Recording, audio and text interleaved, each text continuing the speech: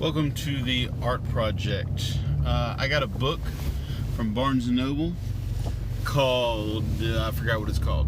You'll see it in just a second. Something about stickers, making your own stickers. And so today I'm going to use one of the first pages in that book. If you enjoy this video, please give me a thumbs up. If you haven't already subscribed to my channel, please do. And tap that little bell so that you get reminders of future videos that I have. So I got this book from Barnes Noble. I'll leave a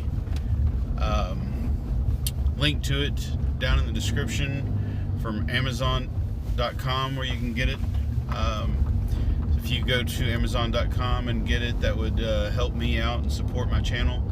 But anyway, so I decided to do this. I went out with my wife for Valentine's Day, and we did what we usually do, which is go have some dinner and then go to the bookstore. It's just what we like to do.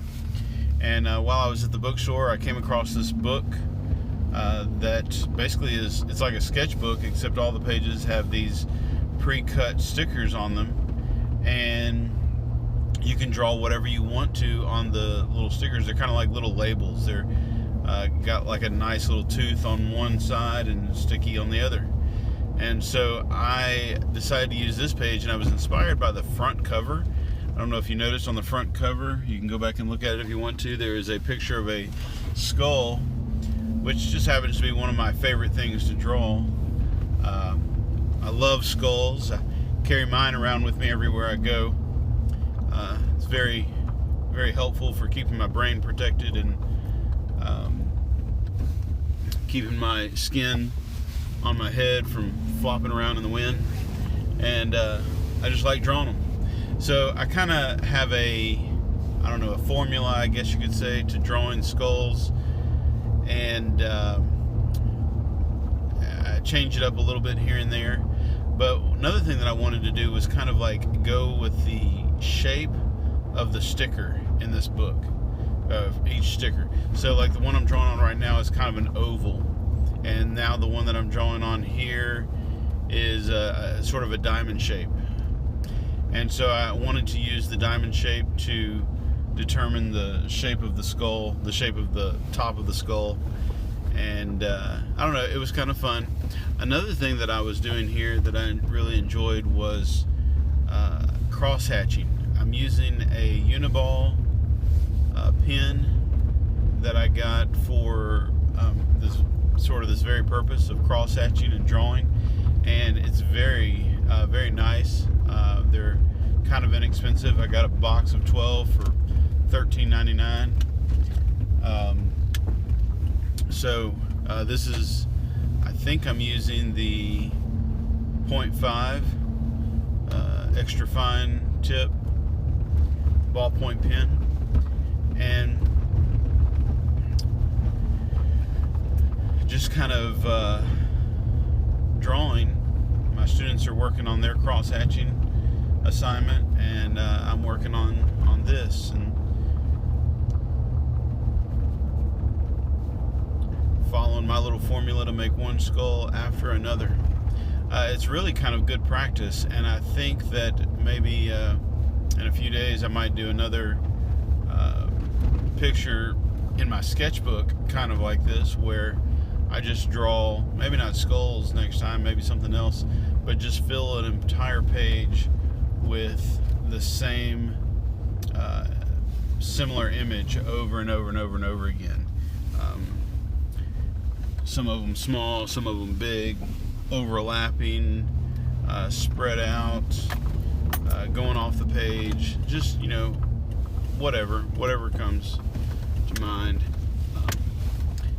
And I think that'll be just fun and good practice. And guys, I cannot tell you how really therapeutic drawing is. Raise your hand if you agree, man. Whenever I'm having a hard time, or I'm stressed out, or or even if I'm tired, just to sit down and draw for a little bit, and especially make marks like cross-hatching marks, is so therapeutic. It calms me down. The stress just flows out of my body. It gives me an opportunity to think. about things, especially if I'm drawing something that I already know how to draw pretty well. It's just good, and it's really helpful.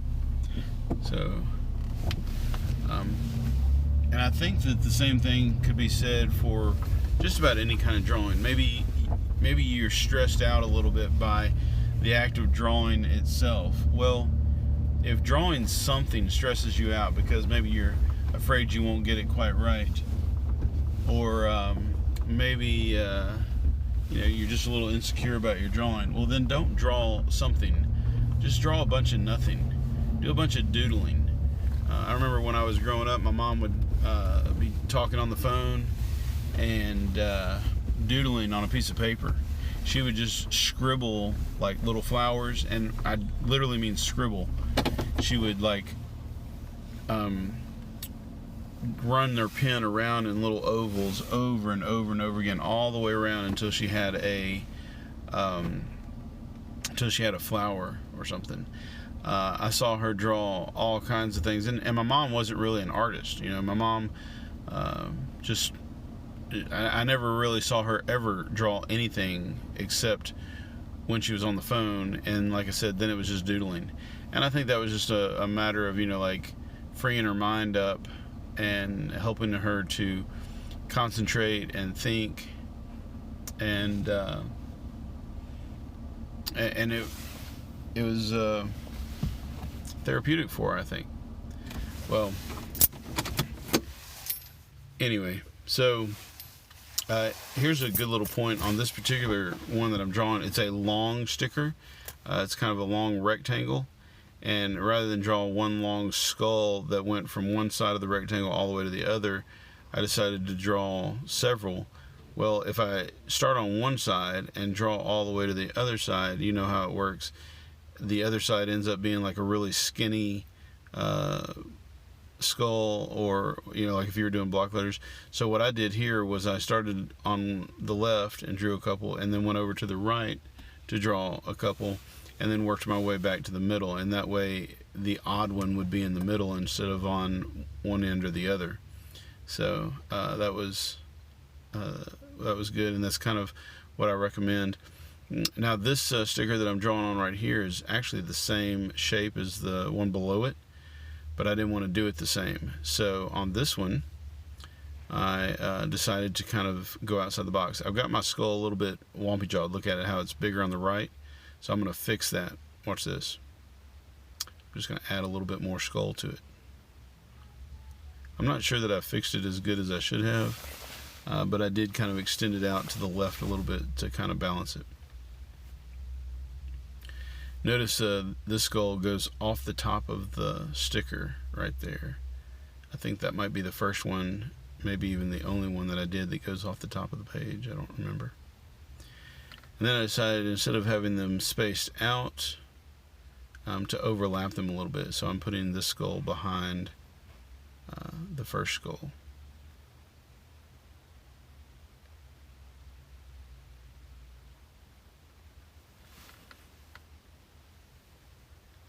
Now, what do I do with these stickers? That's a good question. I don't really know. I'm not in the habit of vandalizing anything. If somebody doesn't want a sticker on their property, I don't want to put a sticker on their property. I don't like vandalism for the sake of vandalism. But I do like giving gifts. And so I have a bunch of stickers here that I've now made of skulls.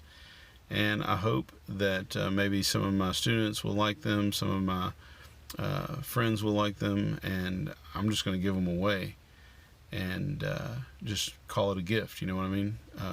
It's always good to give gifts, and so now I've got a bunch of artwork that I did, and I plan on just giving them away. I'm not going to go around and stick them on random things that don't belong to me.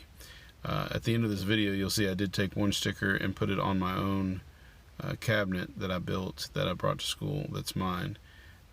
But it is mine, and so I can put a sticker on it if I want to. I cannot stress to you enough how wrong it is, I believe, to vandalize things. Yes, art is beautiful, and I love seeing beautiful graffiti, But if somebody did not ask you to put it there, well, you're putting something on their property that they did not want. Now, if they want it, great. Maybe they'll even pay you to do it.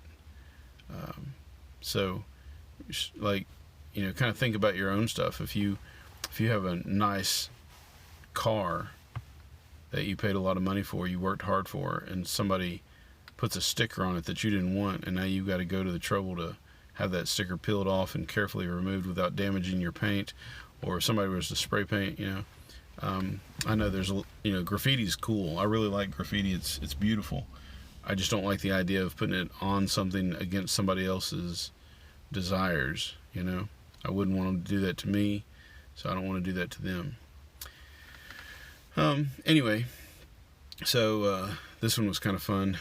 I didn't have room for the teeth, so I just kind of made a spread out looking upper jaw. And then this last one I really like because it has only one tooth. Oh, and one eye. So it's kind of a cyclops skull.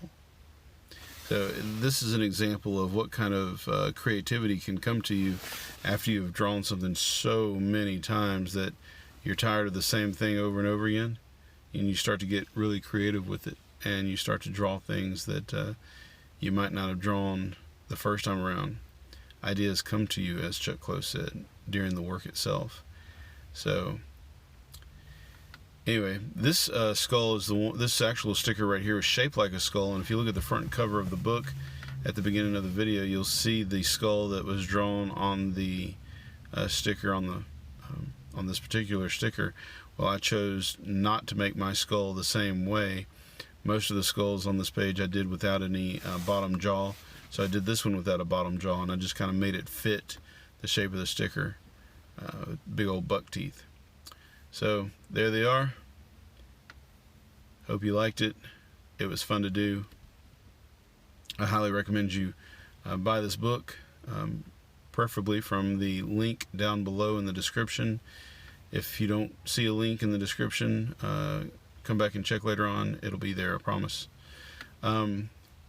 Here I am putting it on there, and look, I have a skull up there that I was looking at on top of that desk. So that was it. If you enjoyed the video, give me a thumbs up. Please subscribe for more videos like this.